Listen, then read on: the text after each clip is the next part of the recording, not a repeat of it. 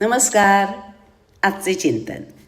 आपल्याला मिळालेले काम फारच क्षुल्लक आहे असे कधीच म्हणू नका, मानू नका.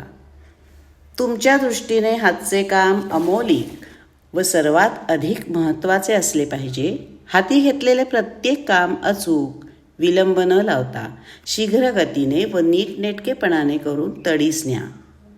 तुमचे तन मन हे संपूर्णपणे त्यात लावून ते करा. तुमचे कुटुंबीय किंवा संबंधीजन यांच्याविषयीचे कर्तव्य पार पाडण्यात अतिदक्ष व उदार राहा. अशा तऱ्हेने सतत काहीतरी देत राहण्यात तुमची समृद्धी आहे. मग भौतिक दृष्टीने तुम्ही कितीही गरीब असलात म्हणून काय बिघडलं? खरे दाते आणि कुशल कर्मी व्हा. हाच तुमचा योग, हीच तुमची साधना व हीच सिद्धी. या दृष्टीने अखिल जीवन हाच योग आहे, साधना आहे.